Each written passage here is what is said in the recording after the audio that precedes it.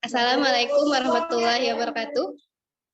Kami dari kelompok 3 akan mempresentasikan RPL tentang bimbingan dan konseling. Di sini kami terdiri dari 3 orang, yaitu Muhammad Adi dan Dwi Novitasari, dan saya sendiri, Yani Kurniati. Di sini saya selaku moderator. Baiklah, langsung saja masuk ke pembacaan materi. Untuk pembaca yang pertama dibacakan oleh saya sendiri.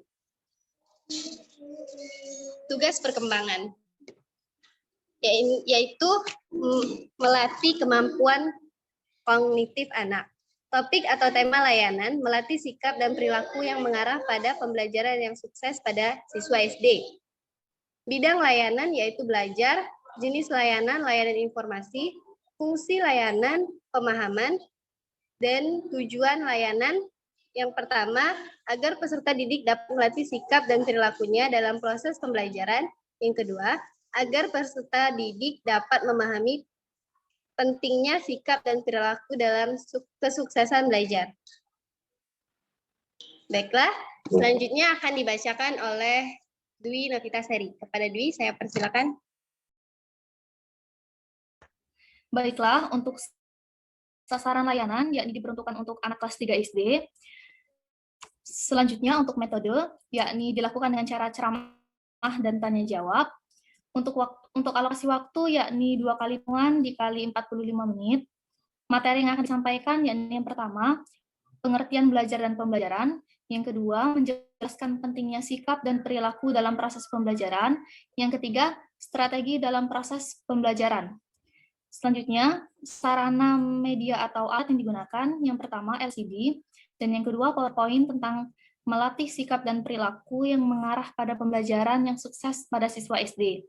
Selanjutnya, untuk sumber referensi yang digunakan, yakni yang pertama, dari buku Rohendi dengan judul Mengembangkan Sikap dan Perilaku Anak Usia Dini Melalui Pendidikan Berbasis Karakter. Yang kedua, dari buku Johnson. Selanjutnya, buku Johnson yakni dengan judul Collaborative Learning, yakni Strategi Pembelajaran untuk Sukses Bersama. Yang ketiga, buku dari Setia Ningsih dengan judul Peranan Bimbingan dan Konseling dalam Memberikan Layanan Bimbingan Belajar di SD. Dan yang terakhir, Suwardi dengan judul Belajar dan Pembelajaran.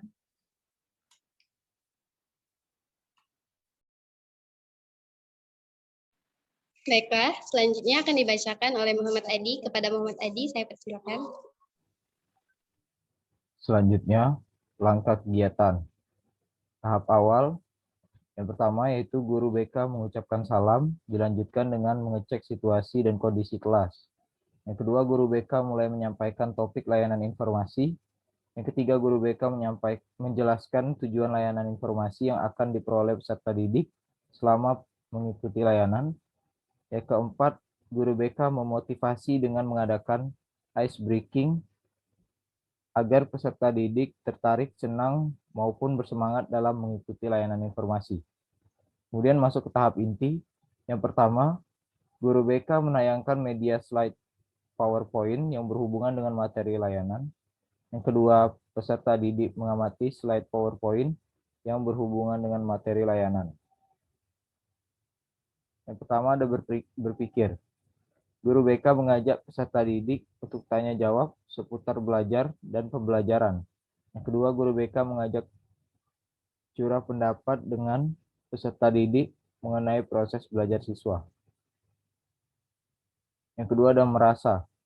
Guru BK mengadakan diskusi bersama siswa terkait perilaku dan sikap mereka dalam proses pembelajaran.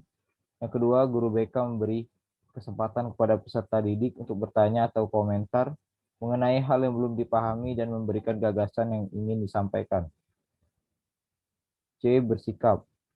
Guru BK menanyakan pada peserta didik apa saja sikap dan perilaku apa saja yang mendukung dalam proses pembelajaran. Yang kedua, guru BK memberikan kesempatan kepada peserta didik yang lain untuk menanggapi pertanyaan siswa yang lain. D. Bertindak. Guru BK menanyakan pada peserta didik apa saja hal yang telah dilakukan dalam mengembangkan strategi belajar.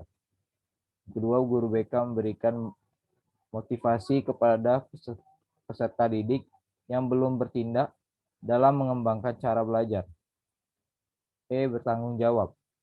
Yang pertama, guru BK memberikan kesempatan kepada peserta didik untuk bertanya atau komentar mengenai hal yang belum dapat dipahami dan memberikan ide atau gagasan yang ingin disampaikan atau dirasakan.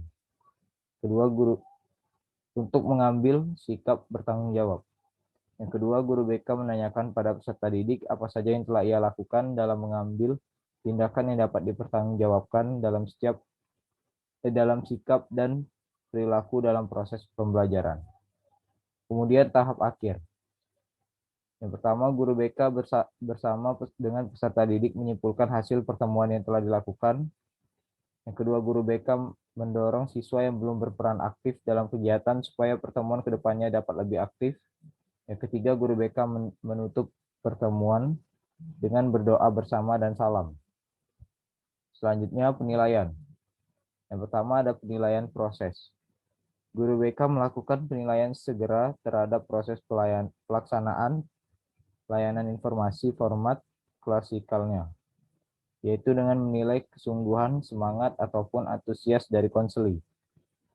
Yang kedua ada penilaian hasil. Guru BK melakukan penilaian segera terhadap proses pelaksanaan layanan informasi klasikalnya, yaitu pemahaman baru apa yang diperoleh konseli atau understanding, kemudian bagaimana perasaan positif konseli atau comfort. Yang ketiga, apa rencana tindakan yang akan dilakukan oleh konseli atau action. Selanjutnya, tindakan lanjut.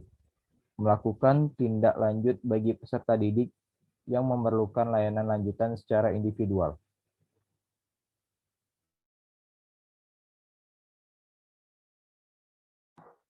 Baiklah, itu saja presentasi yang dapat kami sampaikan pada kesempatan atau pada pertemuan melalui virtual kelompok kami. Apabila ada kata yang salah, saya mohon maaf. Kepada Allah, saya mohon ampun. Saya akhiri, wabillahi taufiq wal hidayah. Wassalamualaikum warahmatullahi wabarakatuh. Waalaikumsalam warahmatullahi wabarakatuh.